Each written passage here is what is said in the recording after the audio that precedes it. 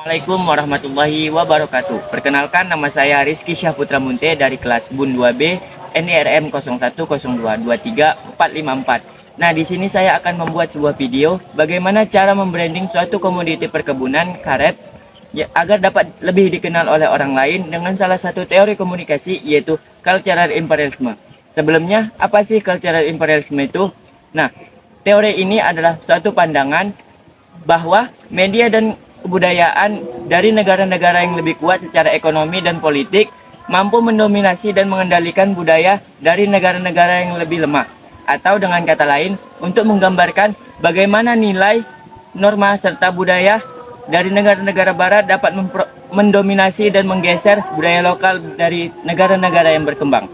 Untuk membranding suatu komoditi perkebunan karet, ada berbagai macam strategi yang dapat dilakukan. Di antaranya yaitu yang pertama, penggunaan media yang efektif. Yang kedua, menyertakan nilai budaya lokal. Yang ketiga, kolaborasi dengan tokoh yang berpengaruh lokal. Keempat, yaitu melakukan pelatihan dan workshop. Kelima, tanggung jawab sosial dan lingkungan. Dan yang terakhir yaitu keterlibatan dan diskusi langsung dengan komunitas. Nah, tanpa berlama-lama langsung saja kita masuk ke videonya. Yang pertama yaitu menggunakan media yang efektif. Langsung saja ke videonya.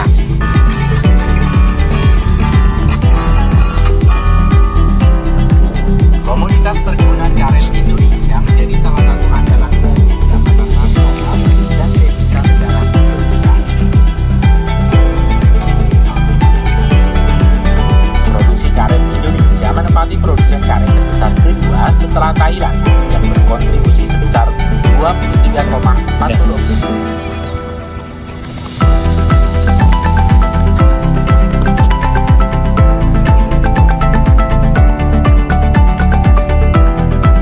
Strategi yang kedua yaitu menyatakan nilai budaya lokal. Nah, saya mengambil contoh yaitu Festival Budaya Karet. Apa sih Festival Budaya Karet itu? Festival Budaya Karet adalah suatu perayaan yang mengangkat dan mempromosikan kebudayaan yang berkaitan dengan industri karet. Festival ini biasanya diadakan di daerah-daerah yang memiliki sejarah panjang produksi karet atau di mana karet memiliki peran penting bagi masyarakatnya. Tujuan utama dari Festival Budaya Karet ini ialah untuk mempertahankan warisan budaya yang ada di sekitar industri karet. Selain itu, festival ini menjadi wadah untuk memamerkan seni dan budaya tradisional yang ada di sekitar industri karet. Seperti contohnya seni musik, tarian, seni kerajinan, serta kuliner khas. Nah, selain itu juga, Festival Budaya Karet ini dapat menjadi ajang edukasi dan promosi mengenai betapa pentingnya ekosistem dan pengelolaan sumber daya alam yang menjadi dasar dalam produksi karet. Nah, strategi yang ketiga yaitu kolaborasi dengan tokoh berpengaruh lokal. Langsung saja ke videonya. Selamat sore Pak Randy, terima kasih telah berkenan untuk berbicara dengan saya hari ini. Apakah Anda bisa sedikit menceritakan tentang pengalaman Anda dalam bekerja dengan perkebunan karet ini, Pak? Selamat sore Bapak, bisa Pak. Nah, jadi di sini saya sudah bekerja sama dengan perkebunan ini sejak 5 tahun lalu. Awalnya saya tertarik karena mereka menawarkan program pelatihan dan bantuan teknis untuk meningkatkan hasil perkebunan karet saya. Nah Pak, bagaimana Bapak pertama kali terlibat dalam kerjasama dengan perkebunan karet ini Pak? Apa yang mendorong Bapak untuk bergabung?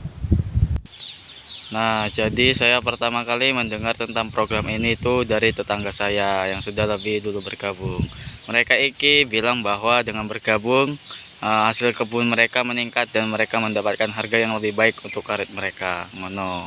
Oh, jadi begitu ya Pak? Yo.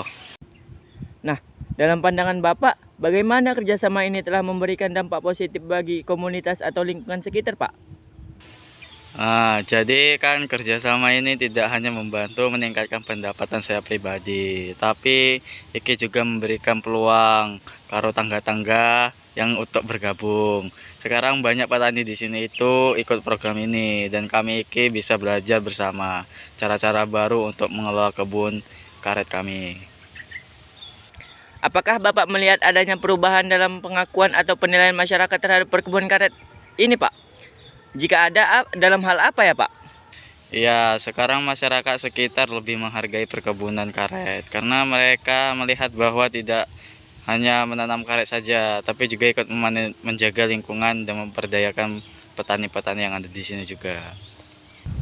Bagaimana perkebunan karet ini membantu meningkatkan kesejahteraan ekonomi Bapak atau keluarga Bapak ya Pak? Nah, jadi pendapatan hasil karet yang lebih baik ini membantu saya memperbaiki kondisi kehidupan keluarga. Seperti saya sudah dapat membangun rumah yang lebih layak dan menyekolahkan anak-anak dengan lebih baik. Terima kasih banyak ya Pak atas waktu dan wawasan berharga yang Bapak berikan pada hari ini. Apakah ada pesan terakhir atau saran dari Bapak agar kerjasama antar petani dan perkebunan ini berjalin lebih erat lagi Pak? Nah, saya hanya ingin menyampaikan bahwa kerjasama itu sangat penting, tidak hanya untuk kami sebagai petani, tetapi juga untuk keberlanjutan perkebunan dan lingkungan di sekitarnya. Semoga dengan adanya program seperti ini, itu bisa terus berlanjut untuk kebaikan bersama. Nah, yang keempat yaitu melakukan pelatihan dan workshop. Langsung saja ke videonya.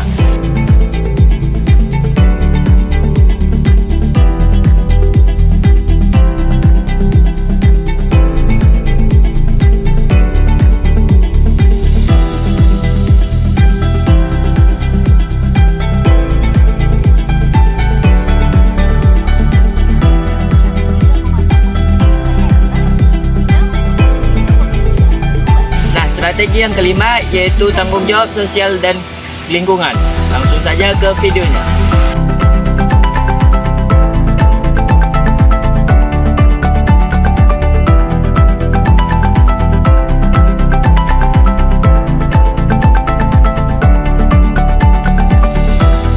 Dan strategi yang terakhir yaitu kolaborasi dan diskusi dengan komunitas. Langsung saja ke videonya. Kolaborasi dan diskusi dengan komunitas berarti melibatkan berbagai pihak dalam kerjasama untuk memahami dan menangani dampak dari dominasi budaya satu kelompok atau negara terhadap negara lain. Nah, tujuan dari kolaborasi dan diskusi dengan komunitas yaitu yang pertama, membangun kesadaran, yang kedua, mengembangkan resistensi, yang ketiga, memfasilitasi pertukaran ide, yang keempat, menghasilkan kebijakan lokal. Nah, itulah strategi bagaimana cara membranding suatu produk komunitas perkebunan karet dengan salah satu teori komunikasi yaitu cultural imperialism. Semoga strategi ini dapat diterapkan oleh para masyarakat di kehidupan sehari-harinya. Sekian dari saya. Assalamualaikum warahmatullahi wabarakatuh.